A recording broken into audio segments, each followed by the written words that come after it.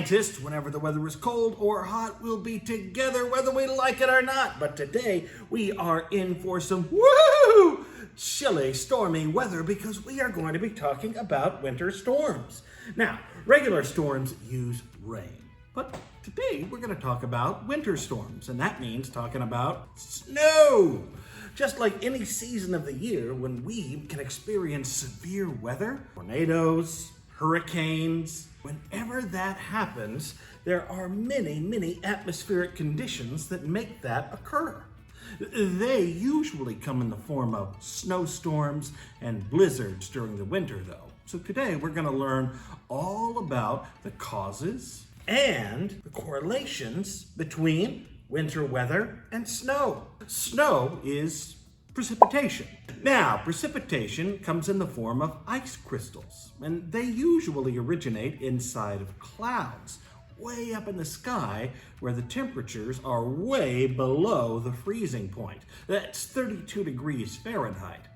And when water vapor in our atmosphere goes up into the clouds and condenses together, it forms ice crystals that then create a sort of liquidy, mushy state. You know, once an ice crystal is formed, it absorbs and freezes additional tiny molecules of water vapor. And that compound or that cluster of ice crystals and water vapor get bigger and bigger and bigger until it forms a snow pellet. And when it gets too heavy, it precipitates. It falls to earth after evaporation, condensation, then precipitation. Now, snow falls in several forms. There's, of course, snowflakes. Aren't they pretty? They're clusters of ice crystals that fall from a cloud. But then there are snow pellets. They're a little bit heavier. And they are opaque ice particles that we find all around us in the atmosphere once winter comes. They form as ice crystals, but they fall through and become super cooked cloud droplets. Yeah, that sounds a little weird, but what it means is that they're below freezing, but at the same time, they remain a liquid. So they aren't frozen, but they are frozen at the same time. And the cloud droplets that create the snow pellets then freeze into crystals, forming a lumpy mass, boom, that hits. Finally, there's sleet. I know, that's my least favorite kind of snow.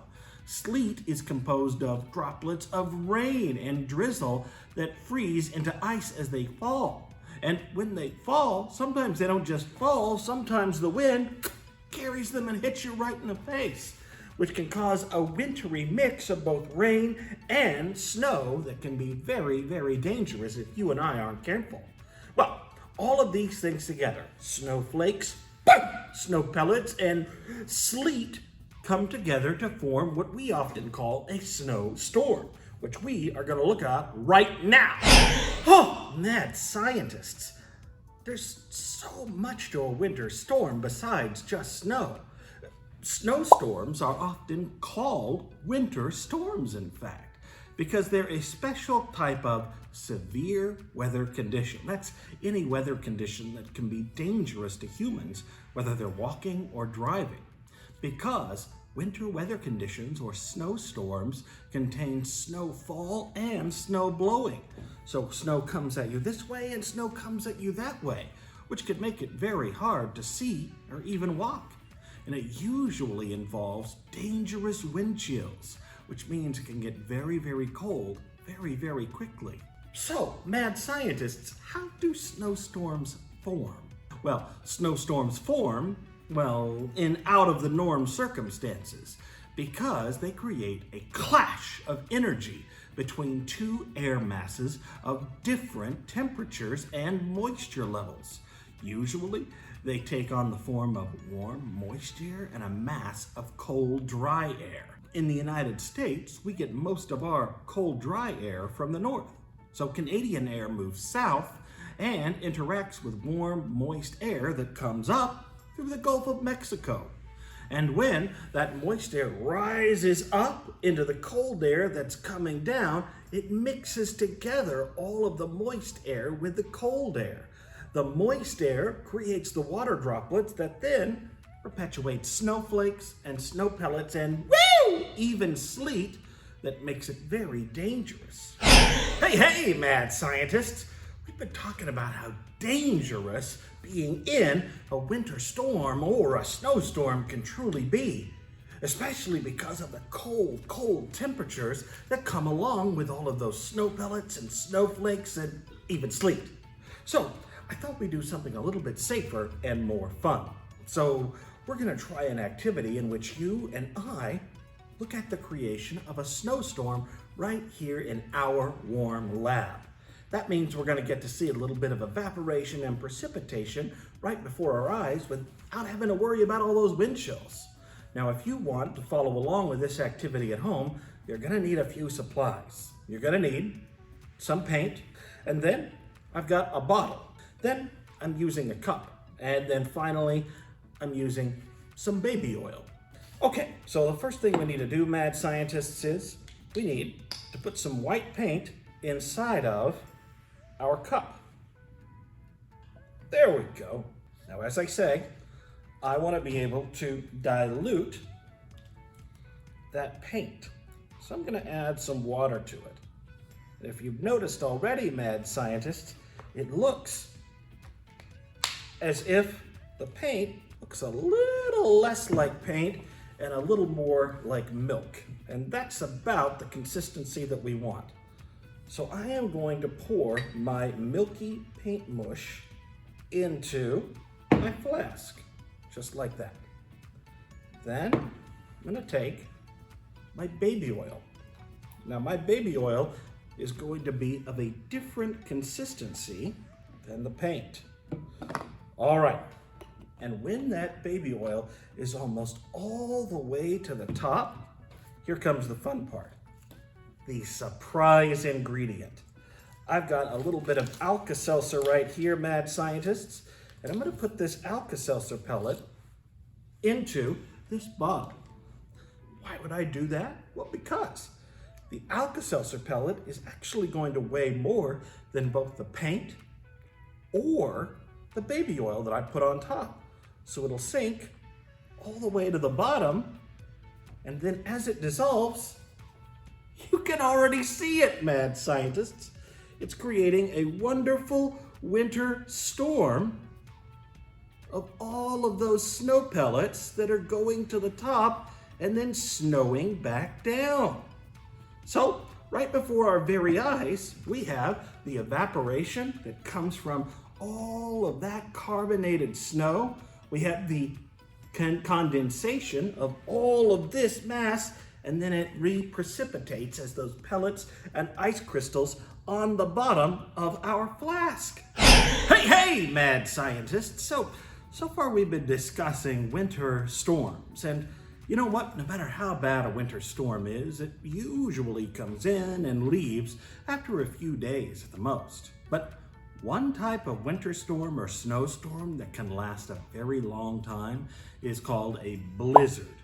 A blizzard is a long-lasting severe weather storm with extremely strong winds and intense snowfall, at least for 3 hours, but sometimes a blizzard can last for days and days.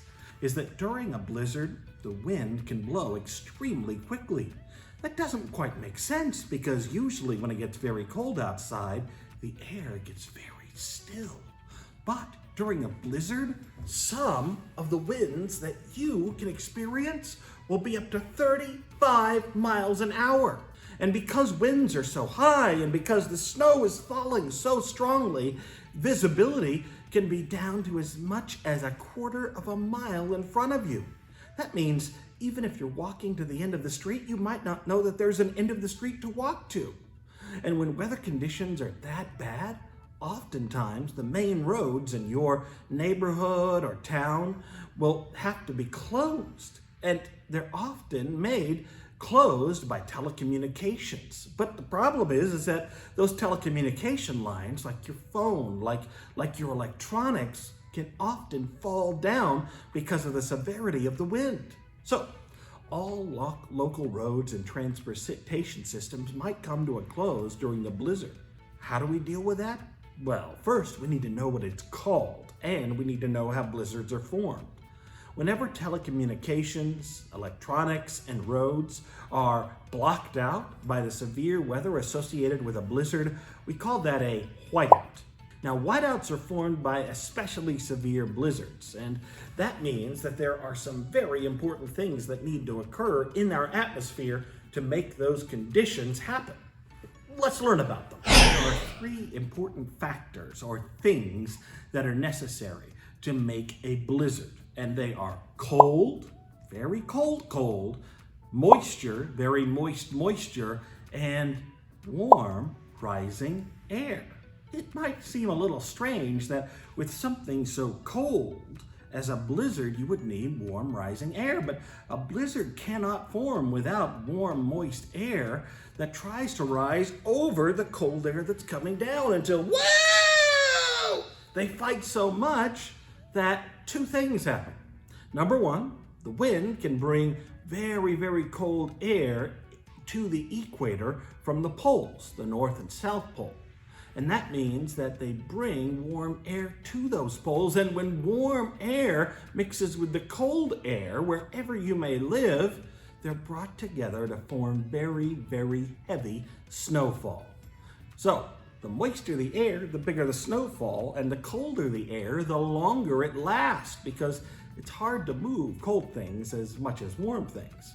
So what's the difference then between a snowstorm and a blizzard? Well, heavy snowfalls are often called snowstorms, but blizzards are snowstorms with very, very high winds.